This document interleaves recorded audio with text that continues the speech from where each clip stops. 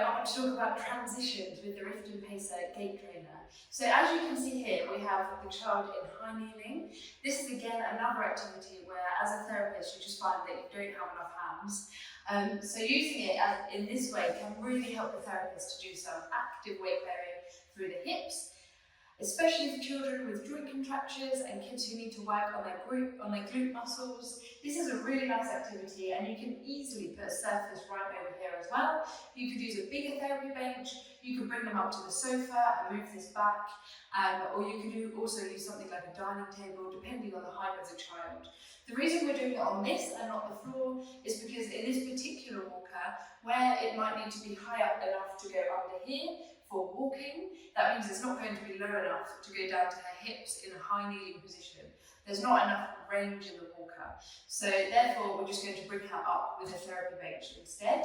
So this particular movement, you can see I've moved this therapy bench so that her feet are just coming off the edge. You might want to do that if your child is wearing something like AFOs or some big shoes and their feet are stuck in that 90-degree angle. Otherwise, you can also bring this therapy bench back a little bit further and just have them kneeling like they would be on the floor to kind of replicate that movement. And that's what we want to aim for, kneeling on the floor and pulling up to things like surfaces. Another thing you can do in this position is you can actually practice that half kneeling position. And again, as a therapist, that's probably one of the most difficult positions that you can try and hold a child in. And you need so many hands and you can't entertain them. You can barely talk to them in that position because it is just a very, very tricky position. So this really helps to free up your hands by stabilising their hips for you and keeping them contained and safe in case they do drop or fall. So with this in mind, you might want to put shoes on for this, again depending on your client and what they would normally do.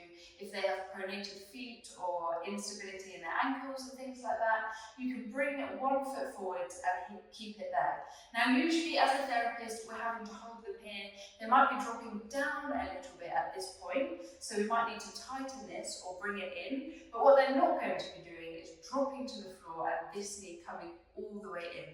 We've now got enough hands as a therapist to be able to really focus on that while your child is comfortable and upright. And you might want to come to the side and do it, or slightly behind them and do it if you've got a surface here so they're leaning on it and playing with things. Or to progress this activity, you can do it with no surface while they're just holding it there, or maybe even reaching across their body as well. And that can really help to put weight through this knee, especially if you reach over and towards this side. If you have an AFO on it, then it will help to keep all of this lower leg from below the knee stable. So if your client is really suffering with dropping that ankle left or right, or bringing their knee in, then you can add on the AFO for support and stability. And you can also remove that over time as they progress as well.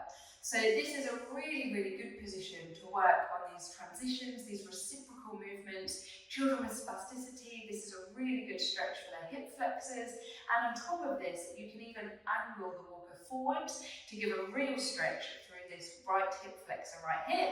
So I'm going to show you how to do that one. And that is with these little bits. Unscrew it.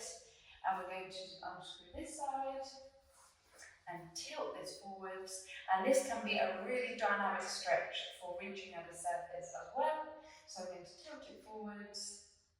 Of course you will need 2 pairs of hands for this, and I'm slightly exaggerating this here so that you can see it, as well as just removing the surface so you can see everything that we are working on. So this leg here is going to be in a kneeling position. It will likely be slipping around, so you can place a non-slip mat. I tend to use these Dyson ones a lot.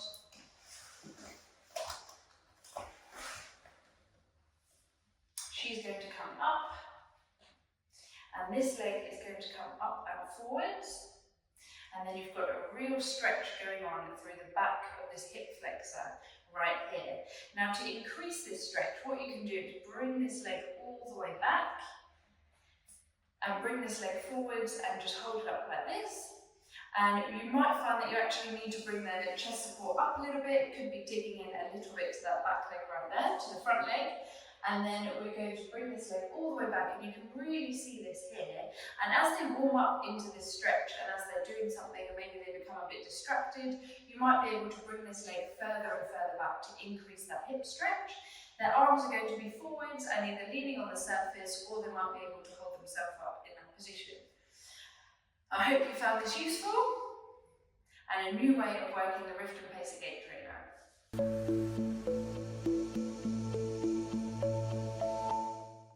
And the other transition or movement that I wanted to talk about is high kneeling with a wobble cushion underneath.